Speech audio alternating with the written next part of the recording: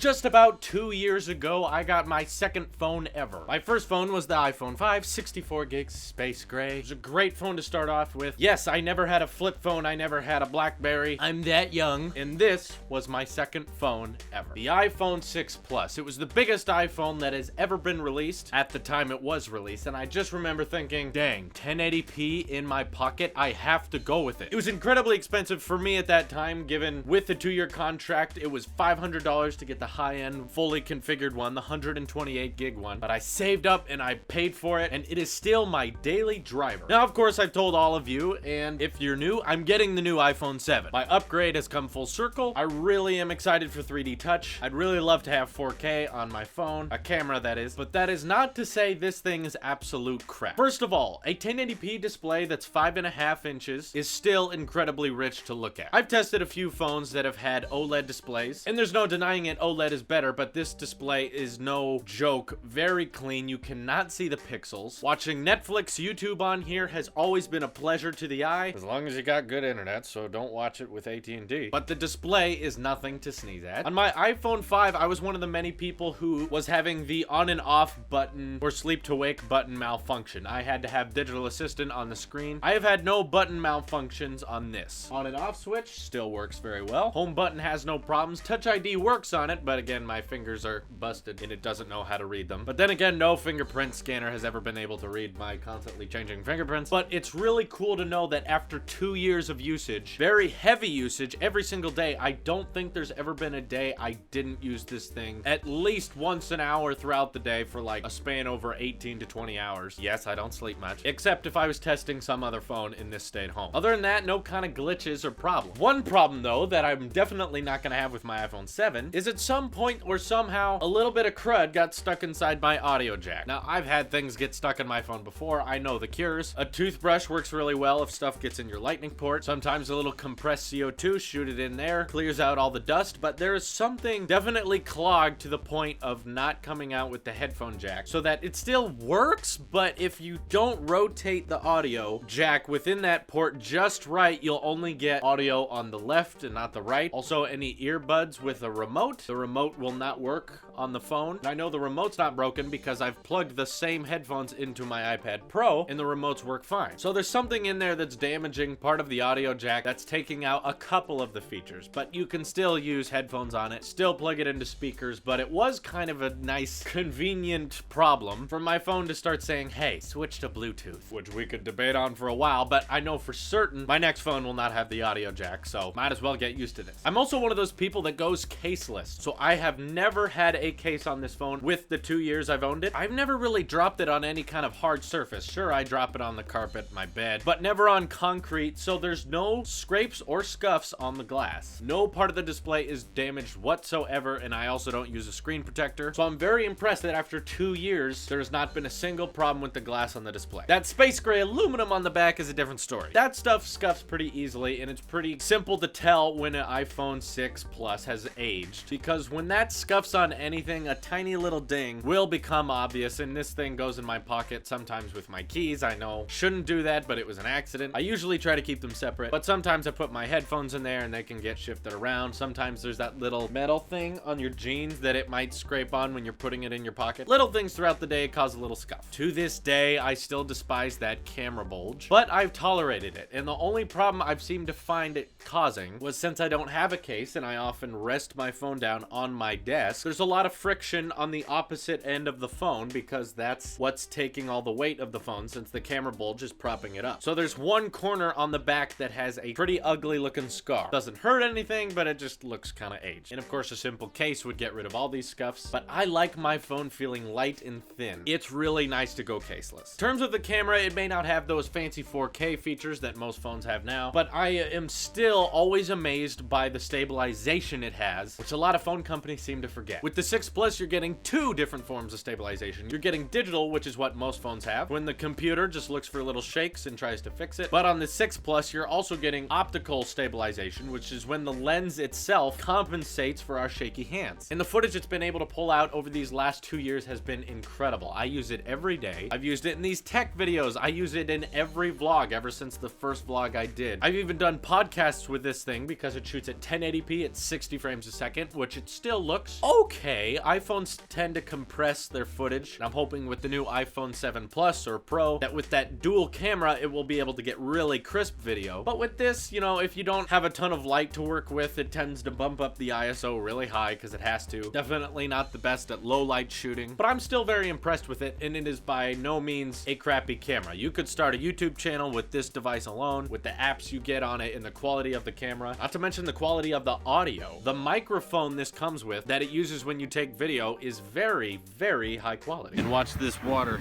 get really close to where my feet are. And if I feel daring enough, I might wait around in there for a little bit, but that would require me to put the phone down. So by no means am I ashamed to just vlog on the rear-facing camera of this. It works perfectly, but I would like to have it look a little better, and that's why I'm gonna spend all my money on the iPhone 7. It's all going away. Apps load pretty fast on it too. I haven't experienced any kind of slowness, which is amazing because you have to consider when Apple is designing these phones, any company really, it takes a good half a year to manufacture all of the phones, so they really only have about 6 months or maybe less to redesign the entire iPhone. And if you have 5 to 6 months to design a phone, how do you ensure that it lasts? You really don't know how it's gonna age. And luckily, with their high quality engineering and experience, they were able to ensure that this thing would not lose out on much features other than the audio jack and maintain its high processing power 2 years after it came out of the box. And there's no saying how long it will last from here on out. I really hope I don't have to sell this iPhone because I had to send back my iPhone 5 when I wanted this upgrade. Verizon promised they would reimburse me if I sent them my iPhone 5, so they sent me the packaging instructions, but it didn't come with a return label. So I said, "Where's my return label?" And they said, "Oh, it should have came." And I said, "No, it's not here." So it took them 2 weeks to send me the return label, and by the time I got the return label, put it on the box and sent it to them, they said, "It was late. You should have had it back by now." And I was like, "But that's your fault." Bottom line is, we didn't get charged. I just lost an iPhone 5 and I felt ripped off. So I don't want to send this back to them. I'd like to keep it just as a memorabilia. It can become part of my great collection. I've had a long history with this phone and I don't want to see it go. It definitely won't be my daily driver when I get the 7, but it's fun to keep things around. So how about you guys? Do you have some phones out there that are pretty old but are still holding up, or maybe they're not holding up? Let me know in the comments below. And if you're wondering why the Galaxy Note 7 unboxing didn't come out today, it's because UPS decided for this one product we're gonna require your signature, and since I'm at work all day, no one was here to sign for it, so now I gotta wait till tomorrow. But it's coming. Note 7 unboxing and review, and a mystery item that goes along with the Note 7. I like surprises, so that'll be cool. This is your Apple Sheep here, and I will see you in the next one.